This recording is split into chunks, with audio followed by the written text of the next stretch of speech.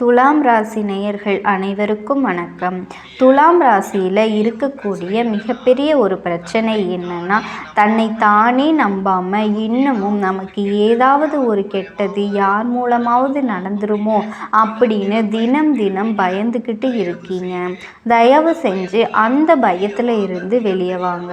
மிகப்பெரிய அளவில் உங்களுடைய வாழ்க்கை மாறக்கூடிய காலம்தான் இது.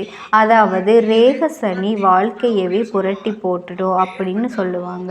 அப்பேற்பட்ட இந்த ரோக சனியால் தேரிலிருந்து தவறி சேரில் விழுந்த துலாம் மறுபடியும் தேரில் ஏறக்கூடிய காலம்தான் இது. இது வாழ்க்கையில் உயர்வதற்கான வாய்ப்பு உங்களை தேடி வரும் பொழுது அதை நிச்சயமாக நீங்கள் பாசத்துக்காக விட்டு கொடுத்துட்டீங்க. ஆமாம், அன்னைக்கு நீங்கள் சுயநலமாக இருந்திருந்தீங்க அப்படின்னா இன்னைக்கு துலாம் ராசி மாதிரி ஒரு செல்வாதிபதியே இந்த ஜகத்திலேயே கிடையாது. நீங்கள் செய்த தியாகம் வீண் போகாது.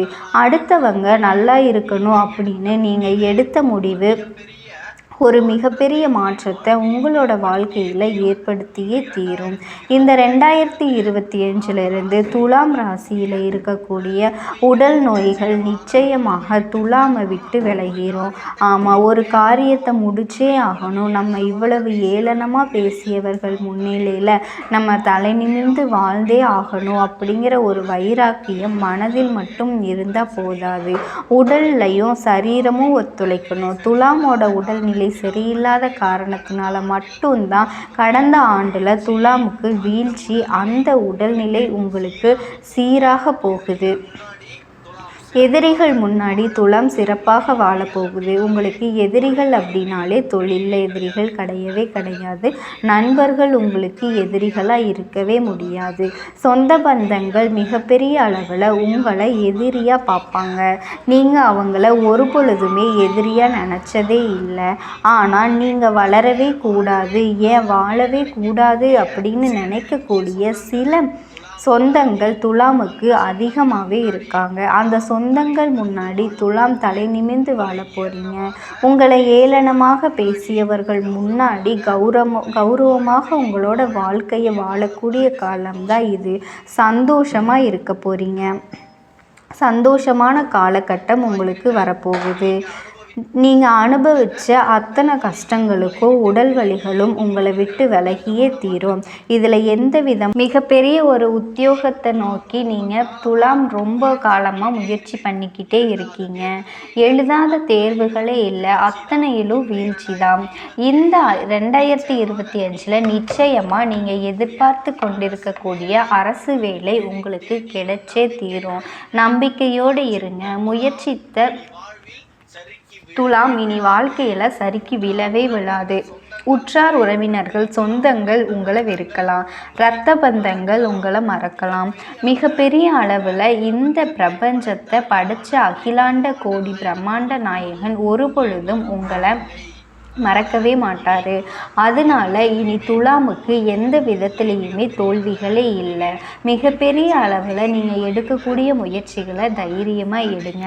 எந்த விதமான தடையும் வரவே வராது. தடைகள் வந்துருமோ அப்படின்னு மனக்குழப்பத்துக்கு நீங்கள் ஆளாகாதீங்க. நிச்சயமாக துலாம் ஜெயிக்கக்கூடிய ஆண்டு தான். அதாவது 12 ராசிகள்லேயே பல காலமாக தோல்விகளை மட்டுமே சந்திச்சுக்கிட்டு இருந்தது இந்த துலாம் மட்டும்தான். அந்த துலாம் வாழ்க்கையில் மறுபடியும் மீண்டும் எந்திரிச்சு நிற்க போகுது. அப்படி நின்னதுமே தன்னுடைய வேகம் அதிவேகமாக இருக்கும். அதனால குறுக்க எந்த விதமான பாசங்கள் வந்தாலுமே அந்த பாசத்திற்காக உங்களோட வேகத்தை குறைக்காம நீங்கள் இருக்கணும். அவ்வளோதான். இந்த ஒரு விஷயத்தில் நீங்கள் கவனமாக இருந்தாலே போதும். இனியும் அடுத்தவர் முன்னிலையில் நீங்கள் தலை குனிஞ்சு வாழவே கூடாது. மிகப்பெரிய அளவில் தவிர்க்க முடியும். நீங்கள் 10 மாதம் ஈன்றெடுத்து பிள்ளையின் மீது வைக்கக்கூடிய பாசம் ஒன்றே மெய்யானது. அதை தவிர நீங்கள் வேறு யார்கிட்ட எந்த விதமான பாசத்தை காட்டினாலும் அவங்க உங்களுக்கு திருப்பி கொடுக்கறது துரோகங்களாக மட்டும்தான் இருக்கும். இனி எந்த விதமான சூழ்ச்சியிலையும் துலாம் விழவே கூடாது. ஏன்னா உங்களுக்கு அனைத்து விதமான சகல சௌபாக்கியங்களும் நடக்கக்கூடிய காலம்தான் இது. சனி கொடுத்தார் எவர் தடுப்பார் அப்படின்னு சனி பகவான் உங்களை மேலே தூக்கி விடணும் அப்படின்னு முடிவெடுத்தாச்சு. அப்படி மேலே உங்களை தூக்கி விடும் பொழுது மறுபடியும் நீங்கள் கடந்த காலத்தை திரும்பி பார்க்கவே கூடாது. எந்த ஒரு தருணத்திலையும் நீங்கள் கடந்த காலத்தில் செஞ்ச தப்பையும் மறுபடியும் செஞ்சிடாதீங்க. உங்கள் மனசுக்கு தெரியும் எது தவறு எது சரி அப்படின்னு. ஒரு காரியத்தில் நீங்கள் இறங்குறதுக்கு முன்னாடி உங்களோட இல்லத்தில் கணவர்கிட்ட சொல்ல வேண்டாம், மனைவி கிட்ட சொல்ல வேண்டாம், உங்கள் மனதிடம் சொல்லுங்கள். அந்த மனது சரி தவறு அப்படிங்கிற பதிலை உங்களுக்கு 2 நிமிஷத்தில் சொல்லிடும். அப்பேற்பட்ட அளவுக்கு உங்கள் மனசு புண்பட்டுட்டு இருக்கு. அதனால் மறுபடியும் நீங்கள் அந்த தவறை செய்யாமல் இருந்தாலே மிகப்பெரிய அளவில் துலாம் சிகரத்தை போய் அடைஞ்சே தீரும். நீங்கள் செய்ய வேண்டியது ஒன்றே ஒன்று தான். பிச்சை போடும் பொழுது தயவு கூர்ந்து உங்களோட கைகளால் அன்னத்தை வாங்கி கொடுங்க. ஏன்னா உங்களின் கரங்கள் கதியற்று இருப்பவர்களின் ஒருவேளை பசியை தீர்க்கும் அப்படின்னா பல ஜென்ம கர்மாக்களை அதை அளிக்கும். அதாவது 7 ஜென்மம் அப்படின்னு சொல்லுவாங்க. எத்தனையோ கோடான கோடி ஜென்மங்கள் இருக்குது. அத்தனை ஜென்மங்களிலும் நம்ம செய்த பாவங்கள் நமக்கே தெரியாமல் செஞ்ச பாவங்கள் எத்தனையோ பல விஷயங்கள்லாம் அத்தனையும் தீர்க்கக்கூடிய சக்தி அன்னத்துக்கு இருக்குது. அதனால முடிஞ்ச வரைக்கும் பிச்சை போடும் பொழுது அன்னத்தை சேர்த்து வாங்கி கொடுங்க. மிகப்பெரிய அளவில் மேலும் வரக்கூடிய தடைகளிலிருந்து துலாம் தப்பிக்க முடியும். உங்களுக்கு அன்னத்தை வாங்கி கொடுக்கக்கூடிய அளவுக்கு திறனையும் தெம்பையும் அந்த பரமேஸ்வரன் நிச்சயமாக உங்களுக்கு கொடுத்தே தீருவார். அதில் எந்த விதமான மாற்று கருத்துமே கிடையாது. ஆமாம், துலாமுக்கு எப்பேற்பட்ட கஷ்டங்கள் இருந்தாலும் கதியற்று இருப்பவர்களுக்கு நிச்சயமாக இருவேளை உணவுகளை அளிக்க முடியும். அப்படின்னு இருக்கும் பொழுது தயவு செஞ்சு அன்னத்தை வாங்கி கொடுக்காம வெறும் செல்வத்தை மட்டும் கொடுத்துட்டு போகாதீங்க. துலாமில் இருக்கக்கூடிய 60% அன்பர்கள் மிகப்பெரிய ஒரு லட்சியத்தை மனசில் சுமந்துக்கிட்டு ரொம்ப கடினமாக முயற்சி பண்ணிட்டு இருக்கீங்க. பாதி கிணற தாண்டியாச்சு, மீதம் இருக்கிறது சிறிய பகுதி மட்டும்தான். அதை நிச்சயமாக உங்களோட அந்த பரமேஸ்வரன் பரிபூர்ணமான அருளால் தாண்ட முடியும். நீங்கள் வாழ்க்கையில் வளரவே மாட்டீங்க அப்படின்னு சில பேர் நினச்சிக்கிட்டு இருக்காங்க இல்லையா? அவங்க முன்னிலையில் தலை நிமிர்ந்தே துலாம் நடந்தே தீரணும்.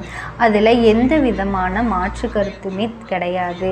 தயவு செஞ்சு ஓட்டப்பந்தயத்தில் ஓடக்கூடிய குதிரையின் கண்கள் இருபுறமும் எப்படி மூடப்பட்டிருக்குமோ அதே போல் துலாமின் கண்கள் மூடப்பட வேண்டும். வேறு எந்த ஒரு திசையிலுமே நீங்கள் கவனம் செலுத்தக்கூடாது. மிகப்பெரிய ஒரு பிரச்சனை உங்களுக்கு தெரிஞ்சவருக்கு வரும். அதில் தலையிடாமல் தள்ளிப்போங்க. சுயநலமாக இருக்கணும் அப்படின்னு சொல்கிறாங்க. சில பேர் என்ன நினைப்பீங்க? நிச்சயமாக துலாம் சுயநலமாக தன்னோட வாழ்க்கையில் இருக்கவே முடியாது. ஏன்னா தன்னலம் கருதாது பிற நலத்தையே கருதி தன்னுடைய வாழ்க்கையே தியாகம் செஞ்சது துலாம். கடந்த ஆண்டில் அந்த தியாகங்கள் இனி இருக்கவே கூடாது. அடுத்தவர்களுக்காக நல்லது நினச்சி நீங்கள் இன்னமும் இருக்கிற இடத்துலையே இருந்ததெல்லாம் போதும். நீங்களும் வாழ்க்கையில் உயரணும். அதுக்கான காலமும் நேரமும் வந்தாச்சு. ஏன்னா மிகப்பெரிய அளவில் பொறுப்புகள் உங்களை நோக்கி வந்தாச்சு. அப்படி இருக்கும் பொழுது நீங்கள் வளர்ந்தால் மட்டும்தான் உங்களோட குடும்பம் நிம்மதியாகவே இருக்கும், பண கஷ்டத்தில் இருந்து வெளியே வரும். அதனால் இந்த விஷயத்தை நீங்கள் கண்டிப்பாக மறக்காமல் செஞ்சுருங்க.